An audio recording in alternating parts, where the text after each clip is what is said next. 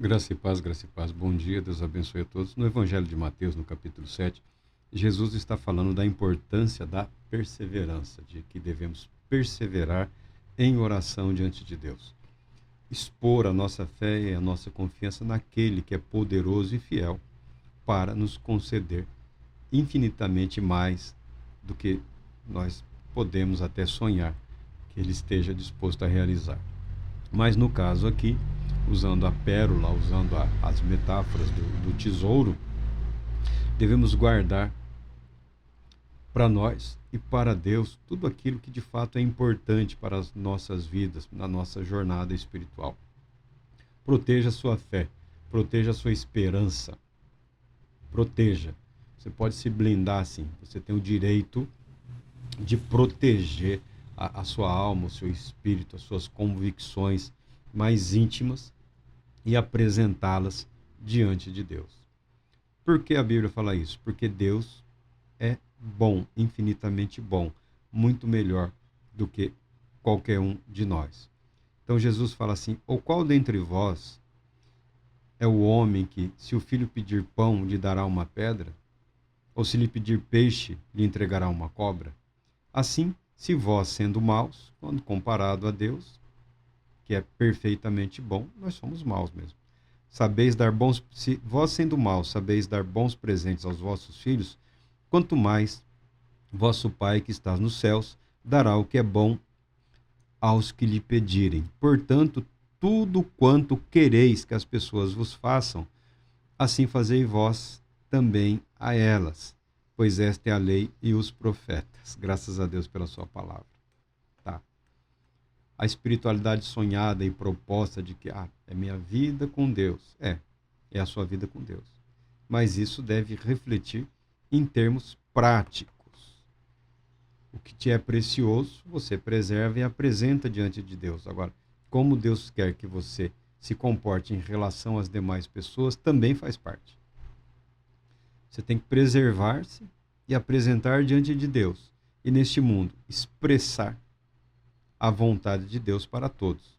Quer ainda não tenha sido realizado, concretizado na sua vida tudo que você sonha, imagina e aguarda, um ato de fé e de perseverança é tratar as pessoas com o devido respeito, pelo menos. Tudo que você quer que os outros vos façam, faça primeiro. Quer ser tratado com respeito, quer ser tratado com educação, primeiro, respeite, trate com educação. Seja paciente, tolerante, bondoso, todas essas coisas. Há sempre o aspecto prático, o aspecto real do compromisso espiritual.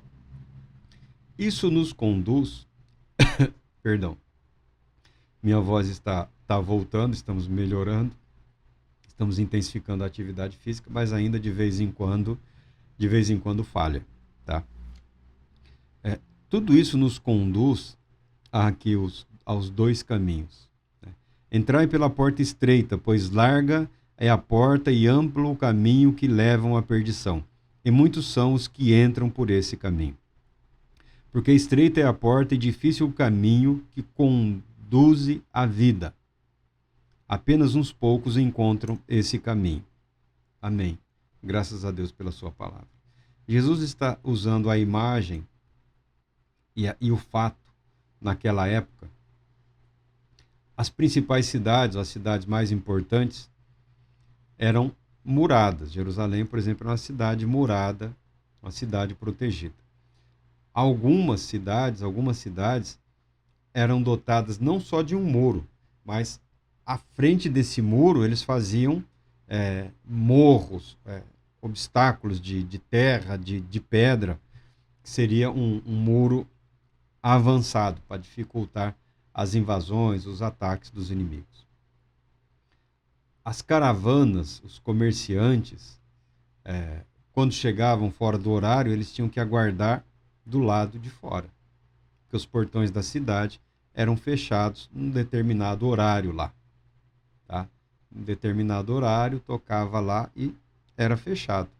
Aquele que estava voltando ali a pé, sozinho, sem nada, ele ingressava pela chamada porta estreita, um portãozinho lateral, ao lado dos grandes portões, onde entravam as caravanas e tal.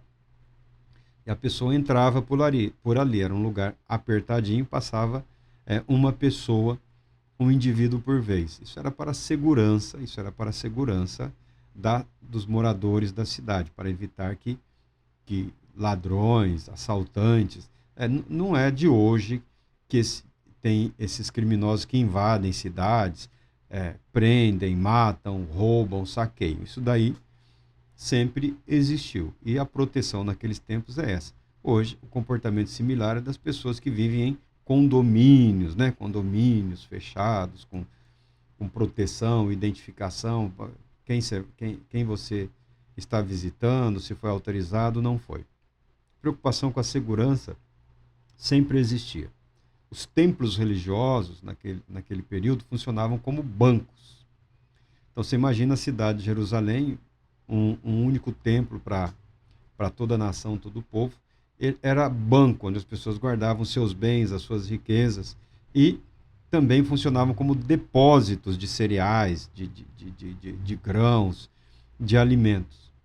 Tá? E também como parte de registros públicos, de transações. Havia uma complexidade envolvendo a vida urbana e os templos. Então, as cidades tinham que ser bem protegidas. Os templos eram protegidos, guardados dia e noite. Mas Jesus está falando que nessa jornada de fé e perseverança, nós somos conduzidos à realidade de que há unicamente duas maneiras de vivermos essa jornada. Essa jornada nos conduzirá invariavelmente, não é uma única vez, em diversas ocasiões na vida, em que seremos confrontados com a possibilidade de ingressarmos pela porta ampla, larga. Aí você pensa, né? Os comerciantes, as caravanas, o comércio intenso que era realizado ali na área próxima, que foi ilustrado como a Feira das Vaidades, né? Tudo que é importante, tudo que é novidade, tudo que vem do Oriente ou do Egito ou de qualquer outro lugar, ingressando numa cidade ali, o povo se deixando levar por isso e vivendo aquele momento. Ou a porta estreita, onde passa o que é importante, o que é fundamental, a sua vida. Só você. É só você. Não tem como você levar nada contigo. Não tem como você, exceto o que for muito precioso e importante, que vai ali com você, você vai passando, se espremendo e atravessa. Todos nós, e Jesus usa essa figura ilustrada pela realidade, que era a realidade que se via, né? O povo se aglomerando, procurando as novidades, o que tem para comprar, o que tem para vender, buscando cada qual o seu lucro, buscando cada qual os próprios interesses. Às vezes a caravana nem tinha ingressado, já tinha gente lá saindo pelos portões para ver o que tinha, tal. Eles precisavam de autorizações para fazer comércio nas cidades, pagar as taxas, igual hoje, precisa de uma autorização lá para fazer comércio nas cidades, né? Sempre teve esse negócio a taxa, o imposto, alguma tarifa. E Jesus usa essa ideia da porta estreita e da porta ampla, dizendo que na jornada espiritual, invariavelmente, a porta estreita, por onde vão as multidões, ela não conduz à vida.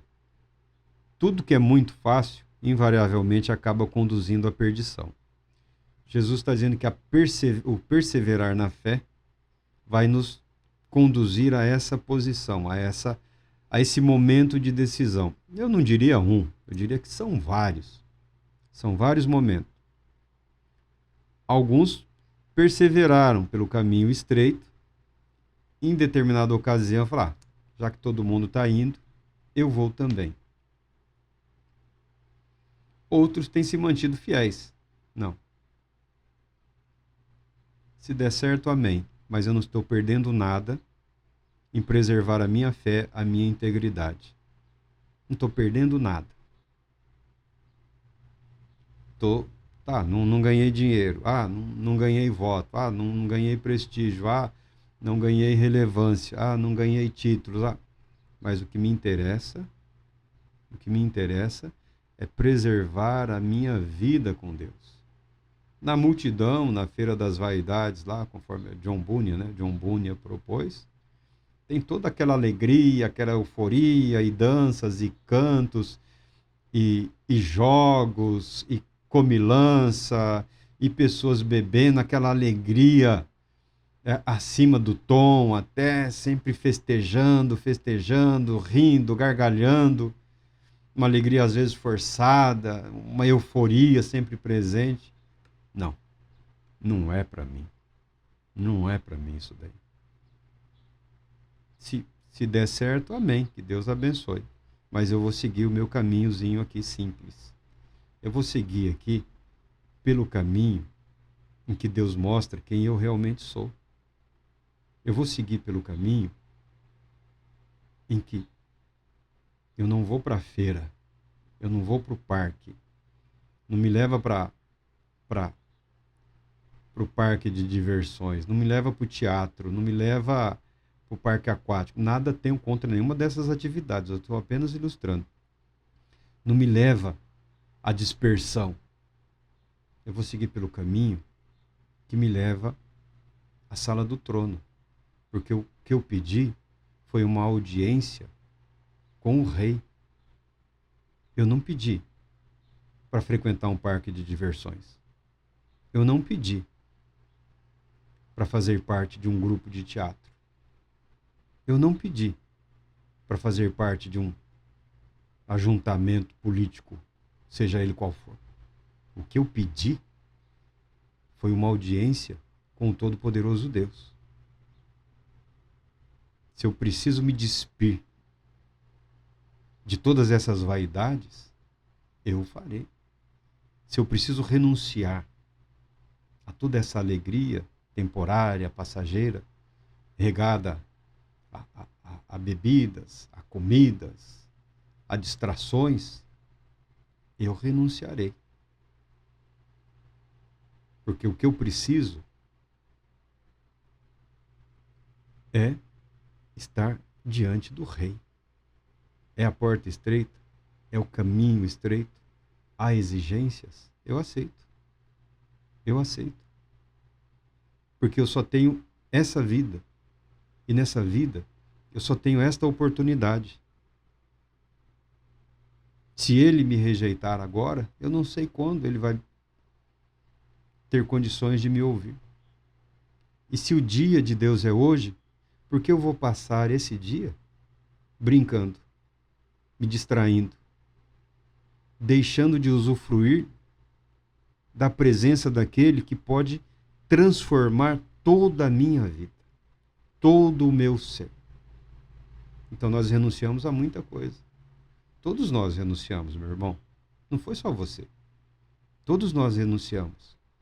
E renunciamos a muitas coisas, às vezes com lágrimas, às vezes com tristeza, com dor, com angústia, mas também com alegria. Sabedores de que, se perseverarmos neste caminho, as bênçãos do Altíssimo nos alcançarão. Não só a nós, mas também aos nossos, que conosco virão, que em algum momento, se já não estão trilhando esse mesmo caminho, decidirão por ele. Decidirão por ele. Nada temos contra a alegria, nada temos contra a beleza da vida, do mundo, nada temos contra o comemorar, o festejar, o divertir-se. Isso é importante na vida de todo mundo, inclusive do cristão. Mas há momentos em que somos confrontados com a verdade. Agora, o meu momento é de renunciar a essa alegria, renunciar a estes prazeres, renunciar ao lucro fácil, renunciar a popularidade fácil, renunciar a tudo para conquistar o que vale a pena. Porque em Deus nós podemos desfrutar de tudo o que deixamos, mas principalmente desfrutar da presença dele e da vida eterna em Cristo Jesus. Deus Todo-Poderoso te abençoe, te proteja e te conceda a paz, muita paz.